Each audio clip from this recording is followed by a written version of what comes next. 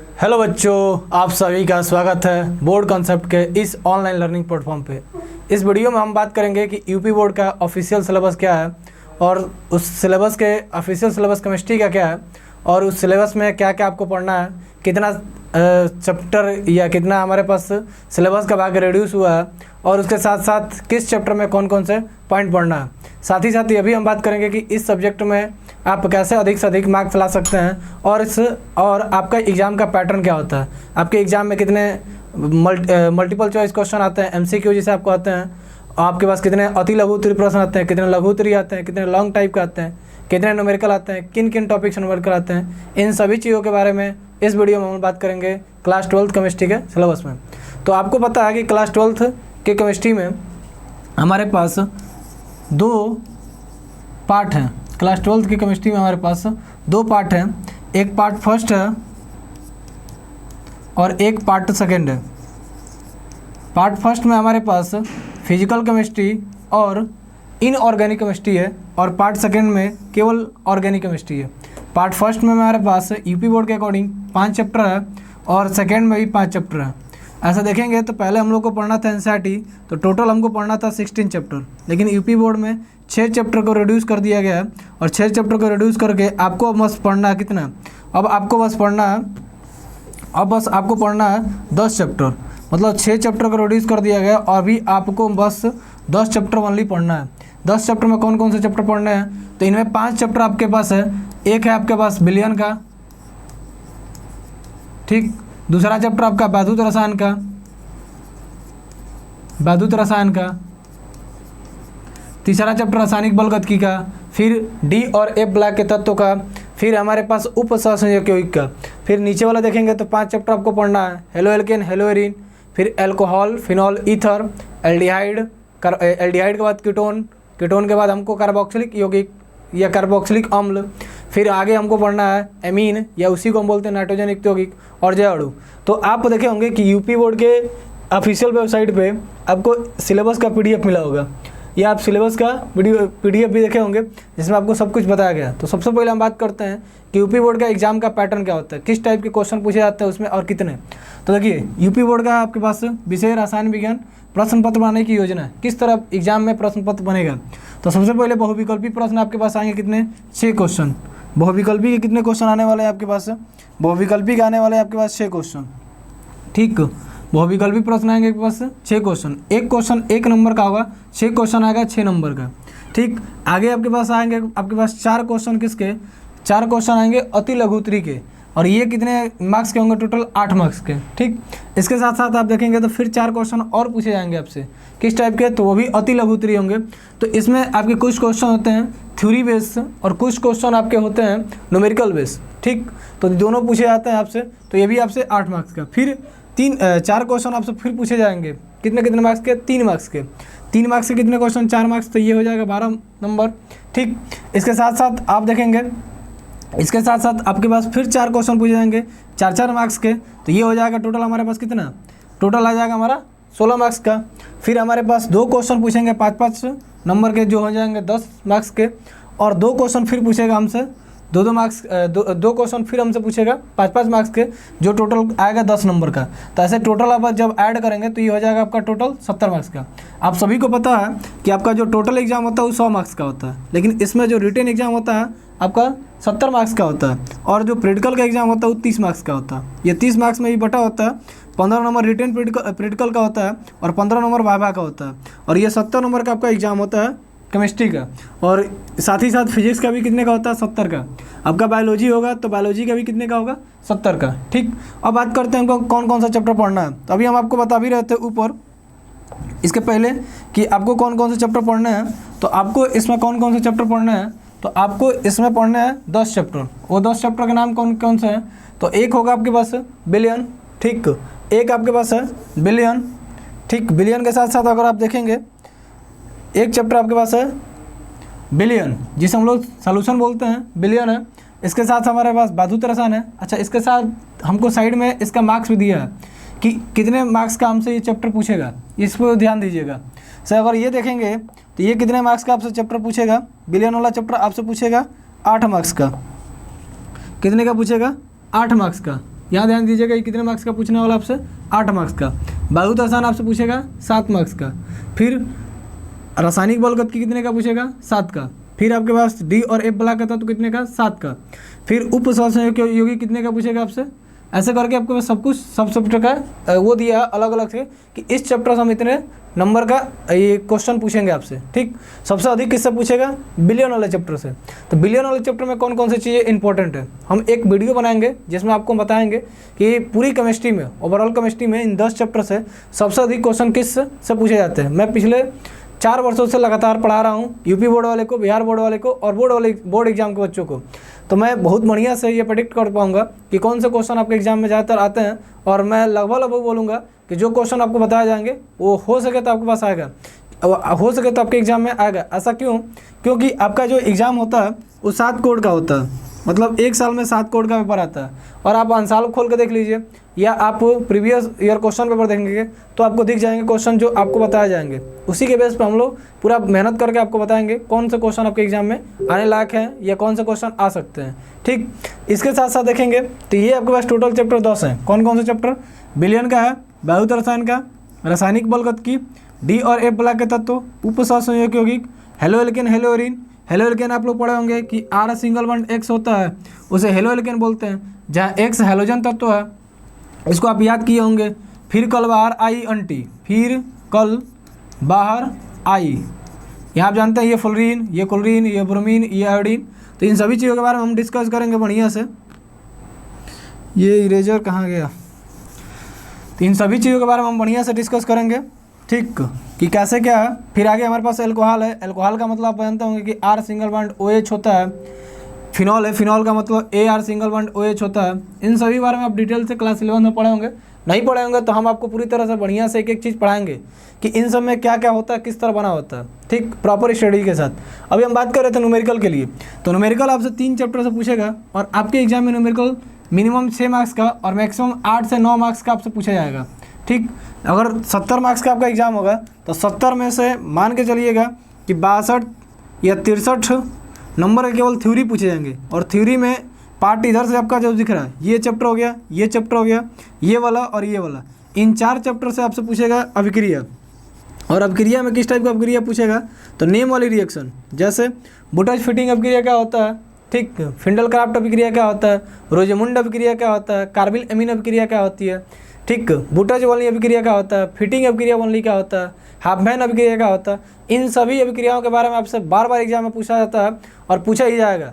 तो इन सभी अभिक्रियाओं को आपको बढ़िया से पढ़ना होगा। पार्ट 2 या ऑर्गेनिक केमिस्ट्री में कार्बनिक रसायन वाला जो आपका पोर्शन है उसमें सबसे लास्ट चैप्टर है आपके पास जैव अणु। तो जैव अणु चैप्टर में आपसे बहुत कुछ नहीं पूछता, आपसे इसमें पूछता है कार्बोहाइड्रेट के बारे में, प्रोटीन के बारे में, विटामिन के बारे में, DNA RNA के बारे में। तो ये पोर्शन जो बायोलॉजी पढ़ रहे हैं आप लोगों में उनके लिए बहुत बढ़िया होता है, क्योंकि बायोलॉजी वाले ज़्यादातर पोर्शन आपसे यहाँ मिल जाते हैं। ये बहुत ज़्यादातर क्वेश्चन बायोलॉजी के ही मिलते हैं। इसके बाद आप इसमें देख सकते हैं टोटल सब्जेक्ट के अंदर, जैसे बिलियन वाले पोर्शन में आपको क्या क्या पढ़ना है। पहले पढ़ना बिलियनों के प्रकार कि बिलियन कितने प्रकार का होता है। तो मैं जहाँ ऑफलाइन में पढ़ाता हूँ वहाँ के अगर कोई आप लोगों में से देख रहा होगा तो उसको पता होगा कि मैं उसको बिलियन 25 प्रकार का पढ़ाया हूँ। कितने प्रकार का, 25 प्रकार का। कैसे 25 प्रकार का होता है, तो हम लोग सिंपल देखते हैं कि बिलियन जो हमारे 25 प्रकार का होता है, तो इसमें हम लोग देखते हैं जो अंग होते हैं। बिलियन के बारे में आप जानते होंगे कि बिलियन के कितने अंग होते हैं, 2 अंग। कौन कौन से 2 अंग होते हैं, या बिलियन के 2 घटक होते हैं। और बिलियन के कौन 2 घटक होते हैं, कौन बताएगा आप लोगों में, कमेंट करके बताइएगा कि बिलियन के 2 घटक कौन कौन से होते हैं। चलिए मैं ही बताता हूँ। बिलियन के 2 घटक होते हैं, एक आपका होता है विलेय और एक होता है आपके पास विलायक, जिसे को आप बोलते हैं सैल्यूट और क्या बोलते हैं आप लोग, सॉल्वेंट। ठीक, तो 2 घटक होते हैं। उन घटक के आधार पर देखेंगे तो विलयन आपका 3 प्रकार का होता है। एक होता है आपके पास द्विअंगी विलयन, एक होता है त्रिअंगी विलयन और एक होता है बहुअंगी विलयन। इसी प्रकार इन घटक के आधार के बाद अब जब बात करते हैं कि केवल विलेय के आधार विलयन कितने प्रकार के, तो विलेय के आधार विलयन 5 प्रकार के। कौन कौन, तनु विलयन, सांद्र विलयन, संतृप्त विलयन,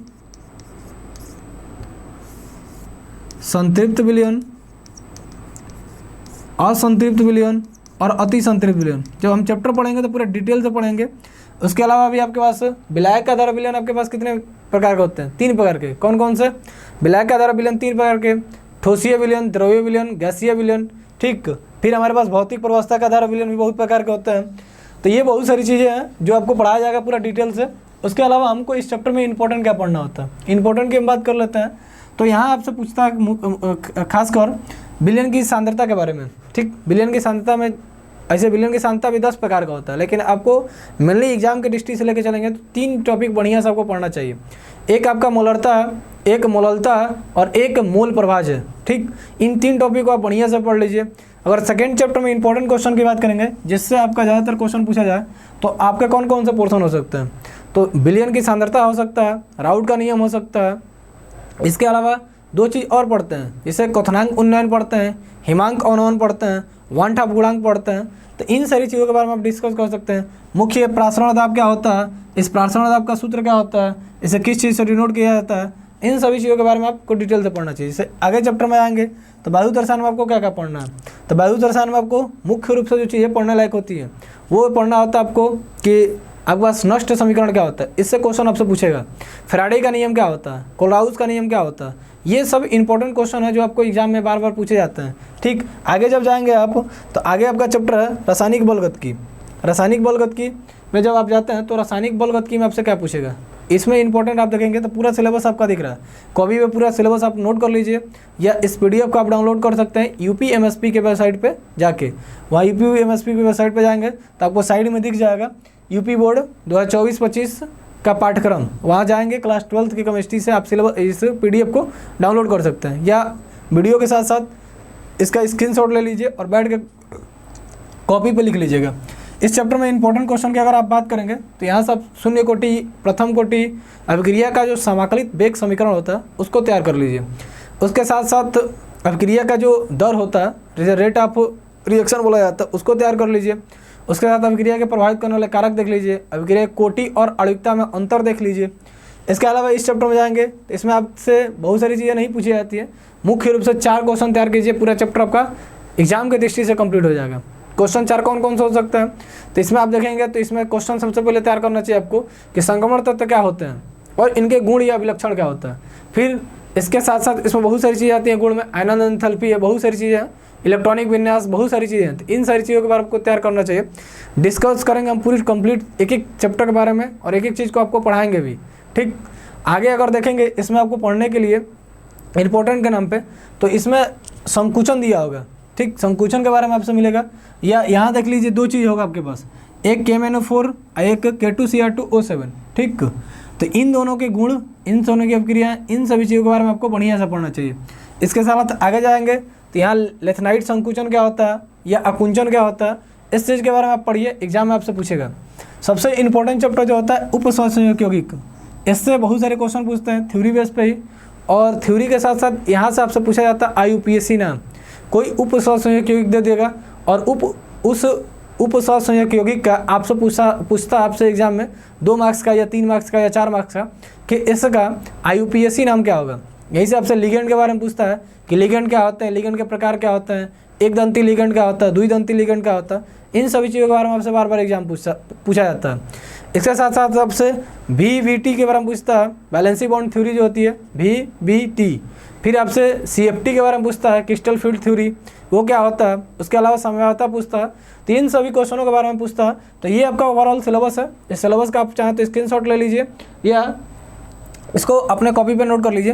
तो ये ओवरऑल आपका सिलेबस है, ठीक। अगर हम बात करें कि आपको पार्ट 2 में क्या पढ़ना होता है, जैसे हम अभी लास्ट में बात कर रहे थे जय अणु वाले चैप्टर में कि जय अणु चैप्टर में क्या क्या पढ़ना होता है, इसमें हमको पढ़ना होता है कार्बोहाइड्रेट क्या होता है और कार्बोहाइड्रेट कितने टाइप के होते हैं या कितने प्रकार के होते हैं। फिर इसमें हमको ग्लूकोज, सेलुलोज, बहुत सारी चीज़ें होती हैं, ग्लाइकोजन, स्टार्च, बहुत सारी ग्लूकोज, फ्रक्टोज।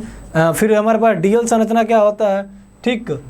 उसके अलावा बहुत सारी चीज़ें हमको इस चैप्टर में पढ़ना होता है। फिर हमको देखना होता है प्रोटीन में कि प्रोटीन क्या होता है, प्रोटीन में जो हमारे पास बंध होता है वो बंध किस तरह बना होता है, ठीक। एमिनो एसिड क्या होता है, बहुत सारी चीज़ें हमको पढ़ना होता है। तो इन सभी चीज़ों के बारे में हम पढ़ेंगे डिटेल से। तो इस पूरे चीज़ को आप चाहें तो डाउनलोड कर सकते हैं यूपीएमएसपी के वेबसाइट से। आपको इस वीडियो में पता चल गया कि कौन कौन सी चीज़ें आपको पढ़ना है आपके पूरे पाठ्यक्रम में, और साथ ही साथ आपको ये भी पता चल गया कि आपका एग्जाम का पैटर्न क्या होगा, कितने क्वेश्चन किस चीज़ से पूछे जाएंगे। फिर से एक बार देख लेंगे कि बहुविकल्पी क्वेश्चन आपसे 6 क्वेश्चन पूछे जाएंगे बहुविकल्पी का, 1-1 मार्क्स का 6 नंबर का। फिर आपसे 8 क्वेश्चन पूछे जाएंगे, किस टाइप के, 8 क्वेश्चन आपसे पूछे जाएंगे, किस टाइप के पूछे जाएंगे, 2-2 मार्क्स के, 16 मार्क्स का। फिर आपका 3 नंबर का एक क्वेश्चन होगा, वो आपसे क्वेश्चन के पूछे जाएंगे। 4 क्वेश्चन आपसे पूछेंगे 3 नंबर के, जो कितने मार्क्स के होंगे, 12 मार्क्स के। फिर 4 क्वेश्चन 4 मार्क्स के पूछे जाएंगे, जो होंगे 16 मार्क्स का। ऐसे टोटल आपका एग्जाम का पैटर्न बनेगा। साथ ही हम अगर डिस्कस करते थोड़ा सा आप लोगों के लिए कि पार्ट 2 में आपको क्या पढ़ना होता है। पार्ट 2 में अगर आप देखेंगे तो क्या पढ़ना होता है, पार्ट 2 की अगर आप बात करेंगे कि क्या पढ़ना होता है, तो पार्ट 2 के आपके पास 4 चैप्टर हैं।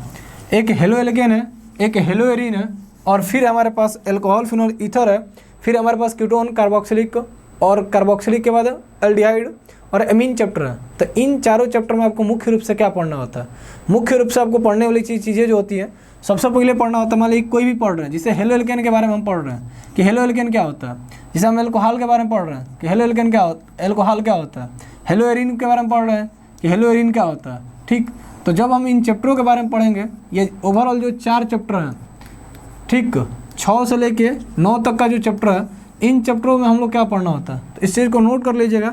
कोई भी टीचर से पढ़िएगा या हमसे पढ़िएगा या कहीं भी पढ़िएगा, इससे आपको बाहर कुछ नहीं पढ़ना होगा। पहले आप लोग पढ़िएगा कि ये होते क्या हैं, या इनका परिचय क्या होता है, और ये बनते कैसे हैं, इनका नाम क्या होता है, इसके बारे में। फिर आप क्या पढ़ेंगे, फिर आप पढ़ेंगे कि ये बनाए कैसे जाते हैं, अर्थात हेलो एल्केन का निर्माण कैसे होता है, एल्कोहल का निर्माण क्या होता है, बनाने की विधि। फिर पढ़ेंगे कि इनका रासायनिक गुणधर्म क्या होता है। फिर आपको पढ़ना चाहिए क्या चीज़, कि इनका रासायनिक गुणधर्म क्या होता है, रासायनिक गुणधर्म, कि अगर कोई अल्कोहल है तो उस अल्कोहल की अपक्रिया हम करा दें एल्डिहाइड के साथ तो क्या होगा, कार्बोक्सिलिक के साथ करा दे तो क्या होगा, गुणधर्म।